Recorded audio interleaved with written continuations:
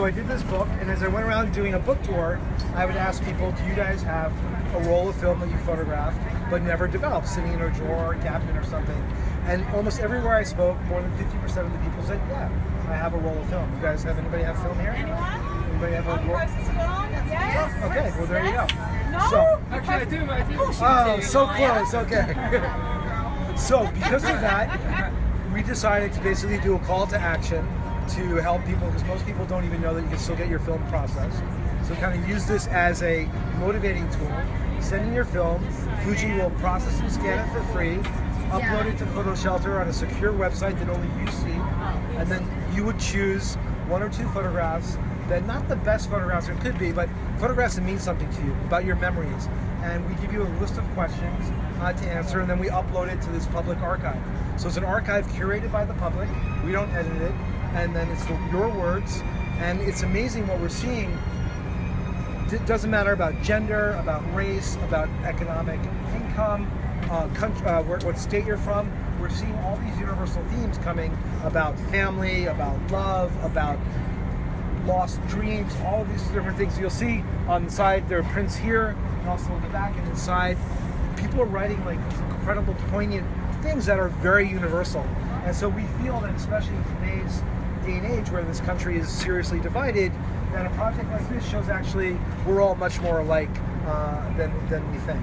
And so the idea is to keep this going for another 6 months. So if you guys have film and you want to contribute, wallstrollsamerica.com, or pick up an envelope here, and you can send it to PhotoShelter, and then within a few weeks or a month or so, we'll get back to you with your scans, and then you'll look at it, choose it, upload it, and then we'll send. And then once you give us your choice, we'll send you back your negatives. Amazing. Has anyone had any real surprises? We've had amazing surprises. So our oldest photograph is from 1950. It came in from it's a photograph of a family from Germany right after the war, and the woman writes that she and her sister are leaving for America, part of a Soviet-sponsored resettlement program. And she writes in the questionnaire about she's looking at her family and everybody's smiling, and she writes most of her family didn't realize that they were being left behind, and she was beginning to start a new life in America. And now we've been in contact with her. She said now that she's joined this project, the entire family is trying to like re-examine their history, all based on this photograph and this experience. So that's one of the few times. And then you also have things like Mark, who you send a film and there's nothing on it at all. Yeah. So You've shown the top clips and you've got the is that what happened? No. Wonderful. I had always, when people told me, I'm a photojournalist, I've been doing it for almost 30 years, traveling the world from Iraq to Afghanistan and other places, and people said, do you have a diary? I said, no, I have my photographs. I can tell you exactly what I did on this day, what happened before this picture, what happened afterwards. But when I processed my rolls of film that I had no immediate connection to, I was finding out that I didn't know. There were photographs, I had no idea who the people were.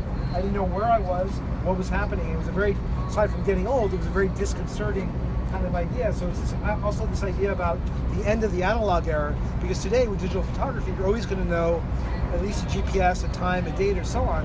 But if you don't write any notes down with analog, who knows what it's going to be. So it also speaks to that kind of idea as well.